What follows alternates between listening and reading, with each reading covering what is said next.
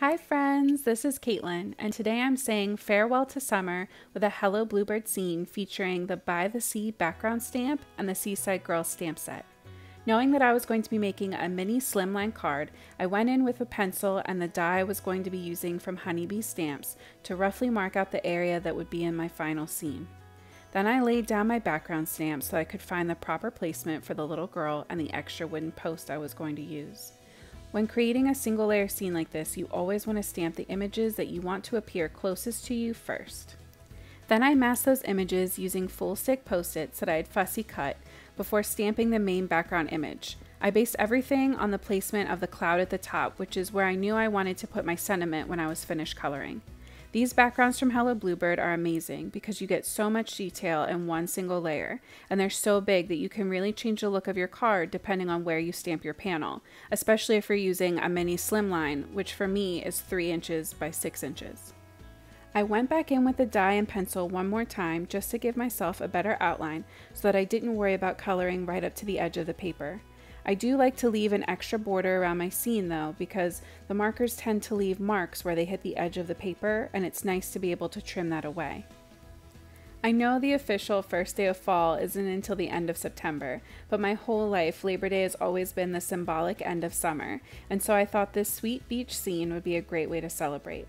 I also decided to use the clouds in the background stamp to create an overcast and gloomier feel to the beach, going in with cool grays and a touch of BG10 and letting the clouds really fill the entire sky. I just recently added the cool grays to my collection, and so I had to take both caps off of my C3 marker to help control the amount of color that was being transferred to my paper.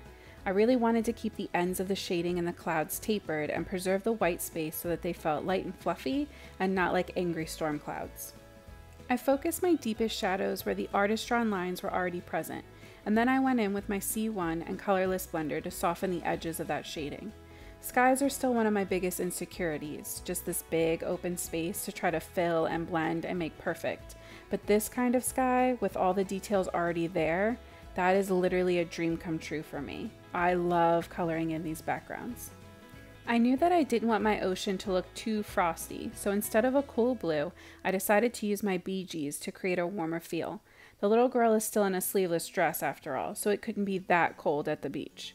After seeing the ocean against the clouds, I decided to take a touch of the BG10 for the sky and add some C1 to the ocean to help everything just look more cohesive and put together. The sky and the sand are what make up most of this background, so I really thought about what undertone I wanted to use for the ground.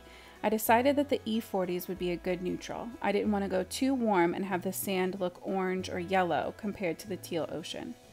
I went in with my darkest color first as usual, focusing at the top of the artist-drawn lines to create the shadows that they would make, and I also added in some of my own to bump up the texture.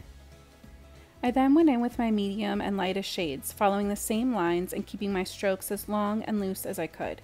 It's best to color in the same direction consistently for things like this. Even though alcohol markers don't streak like water-based markers, if you start filling in some parts side to side and then some up and down, it definitely looks different and shows in your final product. I went back in and added some dots to create more of a sandy texture at the bottom section of the sand that would be closest to us. Then I colored in all of the wooden posts, just following the wood grain detail that was already there. Now that we are unofficially saying goodbye to summer, I wanted to let you know that I have been busy planning out what the end of this month is going to look like for this channel. I'll be sharing a series of Halloween and fall cards leading up to October 1st that I'm calling October Eve. I will be sharing more details about what this series will look like in Friday's video, and the fun will really start on Saturday, September 18th. Make sure you hit the subscribe button now so you don't miss out on any of the fun that I have planned for us. I have a few videos already started, and I do have a list of ideas that I'll be working off of, but if you have any requests for brands, tools, or techniques that you would like to see, please leave me a comment letting me know, or feel free to message me on Instagram at CaitlinAnnaleeCards, because I definitely still have room for some changes, and I'd love to make something that you really want to see. Alright, back to this card and what might be my favorite part of the coloring. I decided to try out blonde hair using the E50s, and this hairstyle is so cute and makes it so easy to create that super shiny hair effect. I started out by flicking color up from that part above her bangs, and then flicked the marker down from the top line of the hair, leaving a nice white gap in the middle. The trick is that as you go in with the lighter colors, you fill in more and more, but you don't cover up all of the white. I wanted to keep this card fun and happy, even with the cloudy day I had built, so I decided to use the dusty rose colors for her dress and bow. I really love how the R80s are soft compared to some of the RV markers I have, but they still look so bright and cheery compared to all the gray and white in this scene. I know I talked more about color choice and color theory than I usually do, but as always, each specific color I used, as well as any other products, will be listed for you in the description box below.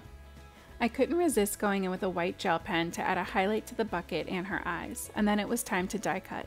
I'm really loving these new mini Slimline dies from Honeybee Stamps because sometimes my paper trimmer is just not sharp enough and I feel like my lines get skewed.